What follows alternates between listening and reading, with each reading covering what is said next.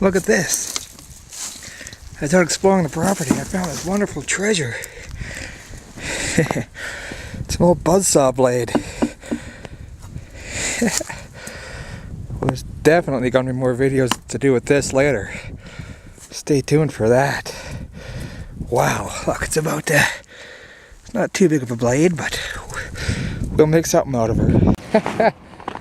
Ask and you shall receive. Look at this. Look at this treasure I found on this old guy's farm.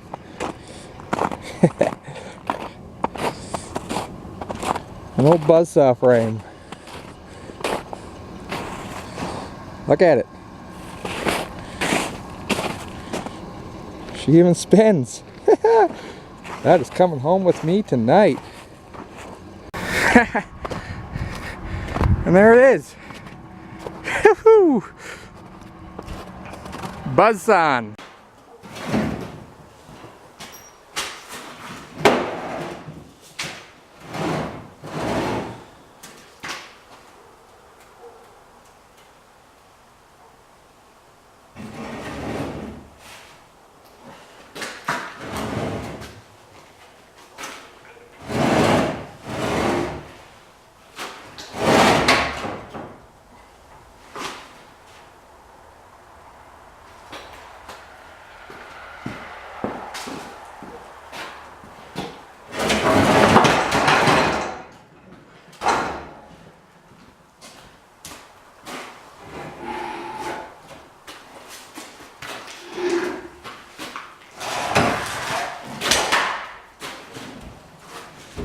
There's a blade and arbor that I harvested from my buddy's place there. He found her out in the back.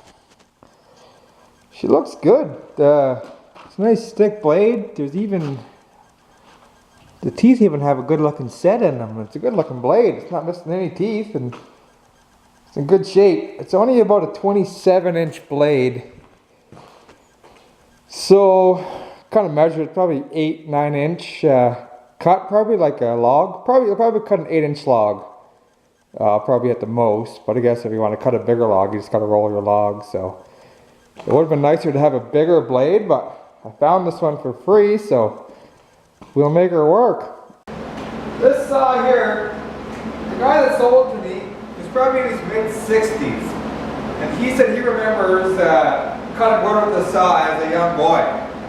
And then, so this saw's been sitting in the woods, in the bushes for, I don't know, 30 years, maybe up to 50 years. And it's pretty crazy how the shaft still spins.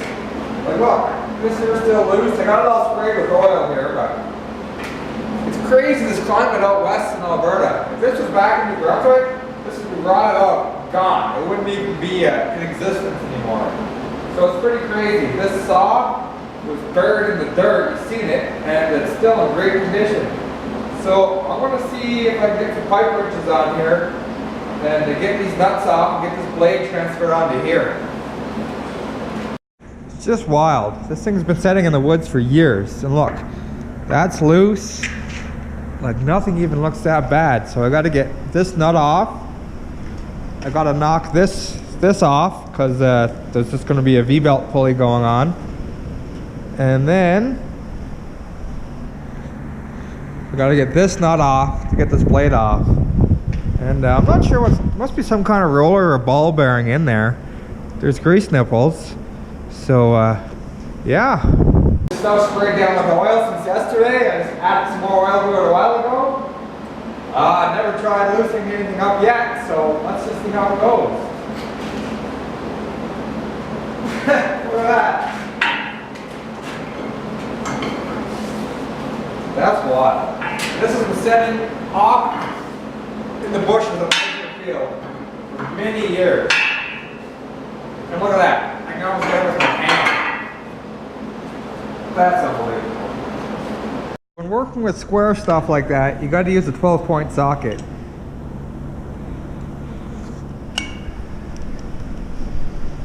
And again, this has never been loosened off, so let's see how it goes.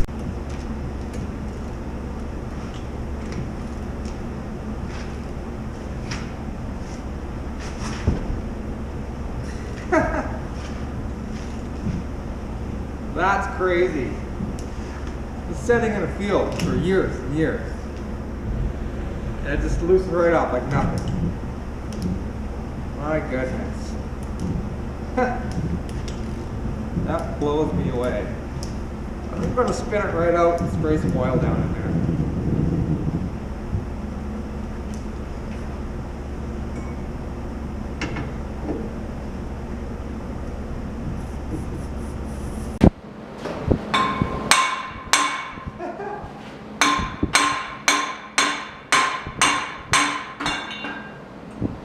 That's crazy. That blows my mind. Not even seized on in the slightest. Wow. This one might be a different story. As you can see, this was face first down in the dirt. Who knows how many years. And this is tightened on here, so. And my clamp system might blow apart too, so. We'll see what it does. Yeah, I don't know if I'm gonna trust that. Oh yeah.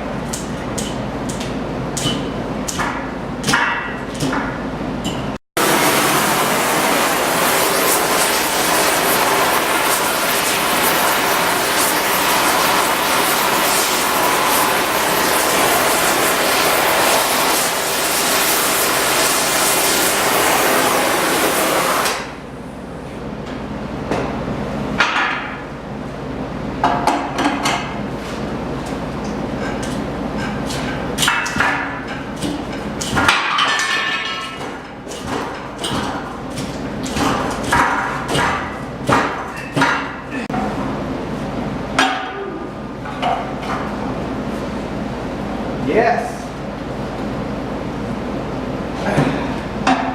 I didn't do anything. I didn't reheat it or anything. I just shut off the camera and re-rigged this so it's more stable. Put the wrench on her and now it's turning. Whoa. Well, we're not seized anyways. The threads are all banged up here. Maybe. Start oiling it. I might have to just fix those threads up a bit.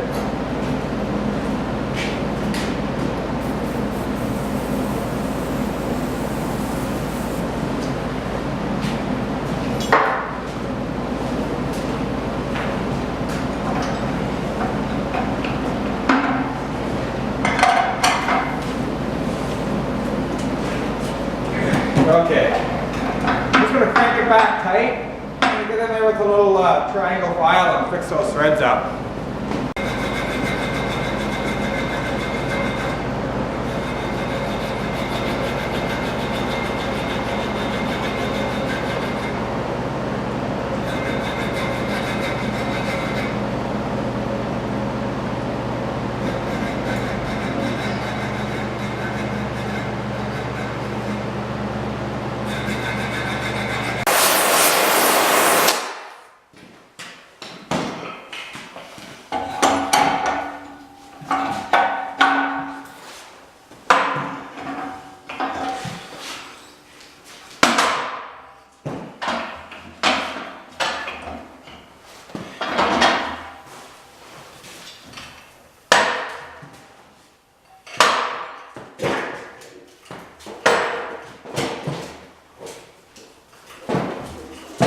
But it's real stiff, so I'm going to try coming at it the opposite way here. I heated up just the shaft red hot, and then I'm going to keep working it, and as that cools the shaft might shrink a little bit and give me a little bit extra, so we'll see if that works.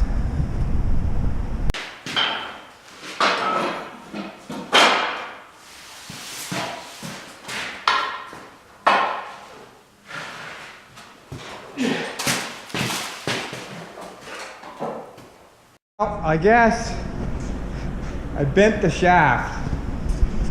All my efforts trying to get that nut off and save the shaft, and ended up bending the shaft. So realistically in the future that shaft can be straightened again and used. So I'm not going to cut the shaft off. I'm just going to cut that nut with the torch and knock that nut off and then put that shaft aside, and if need be in the future we can push that straight and use it again. So yeah, I guess I'll just go ahead and torch that nut off.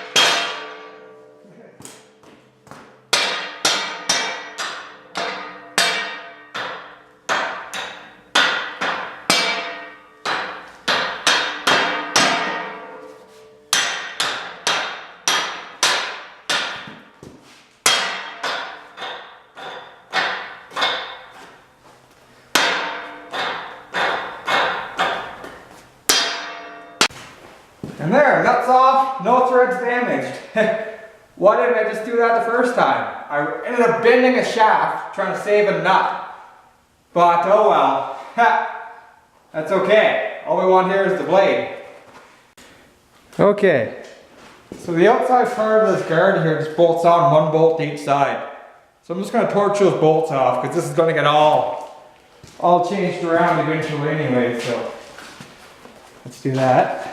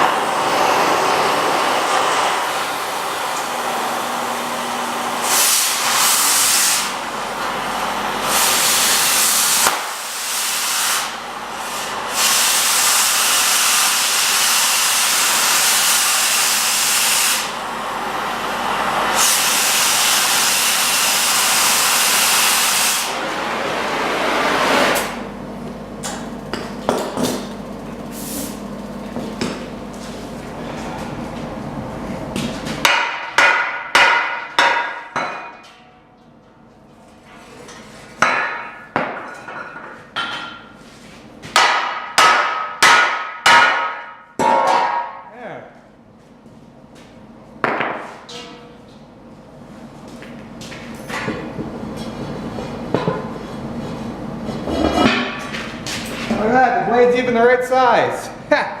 Perfect.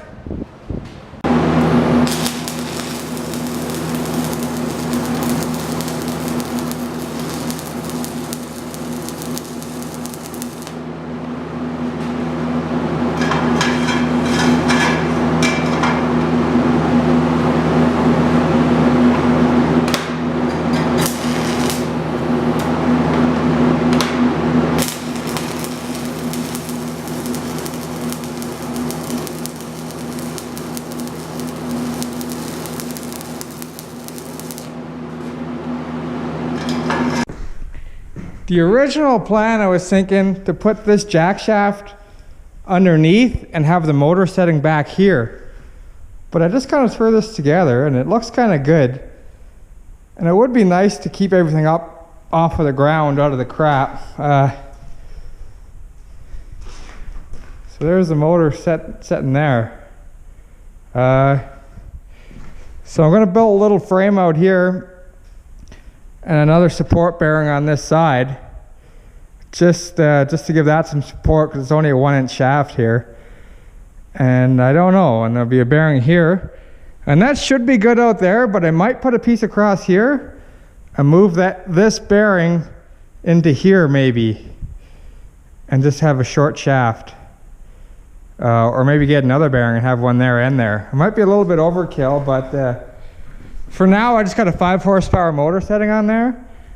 It might be enough. If it's not enough to run it, I do have a bigger motor I can put on it. We'll try that for now. So this is just the initial configuration. It could all change in time.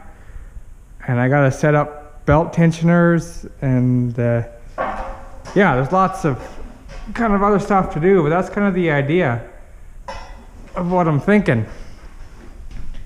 I don't know about the speeds or the gear ratio. If we got to go slower or faster, it's just a matter of changing out this one pulley right here for the speeds. This one can even be a bit bigger. And yeah, so there's what we got so far for the drive. And once the drive's figured out, we got to get our table figured out. Okay, well, here's the program. I brought this motor home with me, got it running. So I just got to weld up this a bit better. Weld up some of this frame stuff a bit more solid. You see this pulley? I thought it was going to be a pretty flat pulley, so to tension the belt, I thought the belt could just run on one side of this pulley, but you can see it's pulling it over, pulling it out of line. So I just got to shim that, get that back to center, get that welded up some, put the motor on her, and then we're going to fire it up, see if this blade will spin. So, let's get her going. Just using my little GoPro here, so I have no idea what you can see or you can't see. I know that last video, getting that motor running, was just blurry and really far away and crap. For some reason, when I put the SD card into my computer, I can't upload the files. So my old computer, I had to import everything on my old computer, put it on my OneDrive, and switch it over to make those axe videos. So right now I'm just using my GoPro for now, and I'll get that other camera thing figured out. So I have no idea what the quality is right now. So I'm just gonna, everything's all hot here still, but I'm gonna loosen this up and shim this out to get this belt running straighter here. Start this up before I put the belt on it. This here, I try to shim it the best I can, but this is kind of a bit of a V, and it might not be perfectly straight in line, this tensioner, so the belt just kind of tracks where it wants to, so I'm just going to run it like it is for now and see what happens. Now, we'll see if we can get this motor started first. Setting her loose.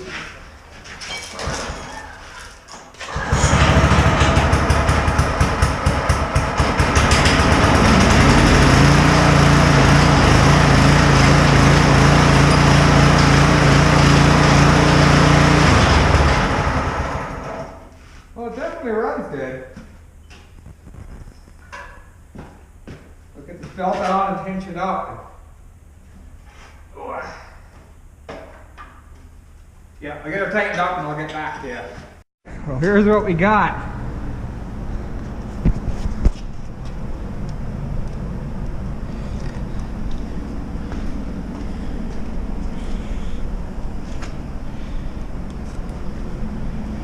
And that there, she's set up.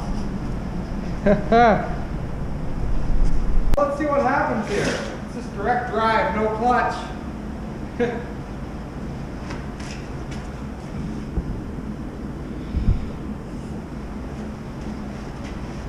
They say what? Don't let fear and common sense hold you back. So wide open, choke on.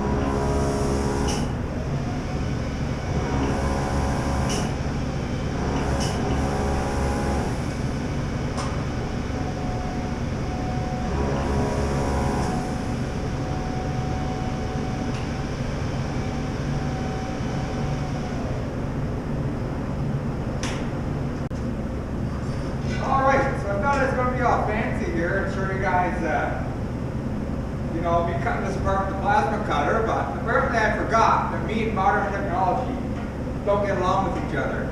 I bought some new consumables for this, but apparently they're not around anymore, so pro tip, to avoid frustration in life, stay away from modern equipment. Just kick it old school, you'll be good.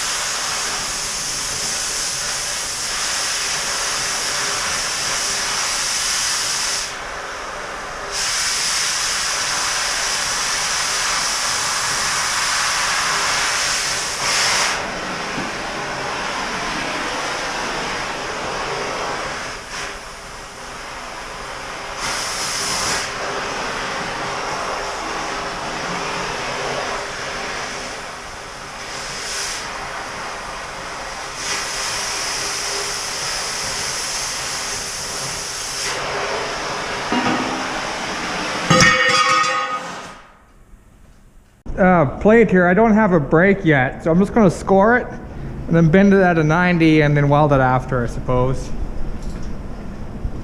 It'd be nice to have the plasma to cut this, but apparently that's not going to be an option tonight.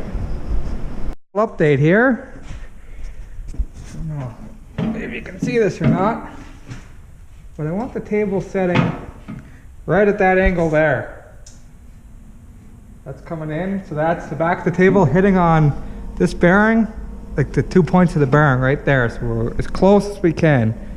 We're, I don't know, about 3 inches below the level of the shaft. Because it's not too big of a blade, so I think I can cut at least a 10.5 inch log. Because you want, the logs here, you want the thickest part of the log to be at the thickest part of the blade. I did a lot of research. Well, not really, but try and look at pictures and stuff and figure out where this meets the shaft. And I figured out 2 or 3 inches below the shaft when it's ahead, because you want the blade, you want the meat of the blade to kind of match the meat of your log. So I think I'll get about a 10.5 inch diameter log here, maybe a little bit more. So when you're up, you want to be the center of your log to be in the meat of your blade to get the most. And you also kind of want, when you're coming in to your wood, you want it to be sucking your wood down and in, holding it into the saw. You don't want to be up here or it's jumping back at you. So I think this is okay. So at first I wanted the table to pivot off of here, but it can't, because when it's out, you're actually lifting the log up to try to get it in. So I gotta go 11 inches out, because this is 11 inches wide, so I gotta go 11 inches out. And then the legs are going to come just 90 degrees off the back side of this table. So when you're out, your legs are pretty well straight. Maybe just head a little bit just so the table stays out. And then, so when you're pushing in, it's actually falling in. So the weight of the log's helping it roll in.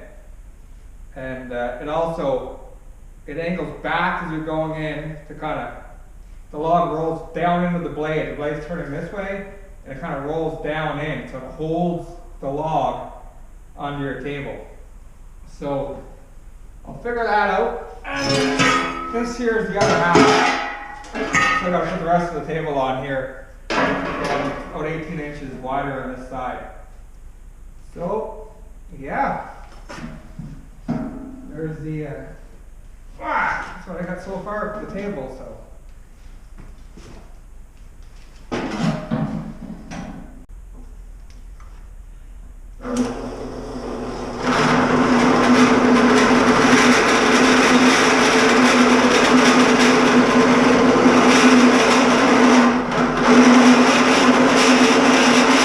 hinge point 11 inches out. So it's just a little bit in from the outside edge of the blade. So when the table's out, the arm's just going to be tipped out slightly, just so it stays out. So time to set the table on and figure out the arms. Alright, so for all you perfectionists out there, I'm going to give you some anxiety and show you what I'm rolling with here. So I like the approach angle how it is like this, but when you put it out, clear, it tips down a fair amount. It's because these legs are so short, I think. So we could just take this and just tweak the angle so it's level, so it goes at more of an aggressive angle when it's in. Or we could lengthen these out, lengthen those out, so that that's set straight up and down, and this is 90 here, and then that can lay in there. But I'm not going to do any of that. I'm going to roll with it right the way it is. I'm going to put a stop here, and this chain would be the best, like that. And it's usable like that. You just gotta kind of hold the wood on. But this is setting pretty low, so I think when I go to use it, I'm going to pull the front up on a block and block it up so it sets up. So that's going to help level this out a bit. And yeah, that's it. That's as much as I'm doing. I'm going to finish off this table. Alright, you got me. I couldn't go through with it. It was too crazy. I would have been using this thing, the logs would have been falling off. You guys would have been watching me being like, what's he doing? I would have been like, what am I doing? This thing would have haunted me for the rest of my life. So here you go. I cut it, bent it, so now she's more or less straight. And so there you go. Boom, right? The stop is still, the inside stop still just hits the bearing, so that back plate goes in the same. So there's in, flips in, and then out. See, it pops over center nice and good. Says they're good, so there you go. I'm going to, well, I might go home now, it's getting late. But I'm going to lay this on the table, finish the other half of the table, and then put a guard over this, and get some kind of chain stop here, some more braces and all here, and then she should be good. So hopefully tomorrow I can get back out here and we'll get this finished up.